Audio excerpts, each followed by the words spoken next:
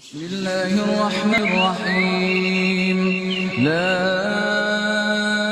أقسم بهذا البلد وأنت حل بهذا البلد ووالد وما ولد لقد خلقنا الإنسان في كبد أيحسب أن لن يقدر عليه أحد يقول أهلكت مالا لبدا أيحسب أن لم يره أحد ألم نجعل له عينين ولسانا وشفتين وهديناه النجدين فلاقتحم العقبة وما أدراك ما العقبة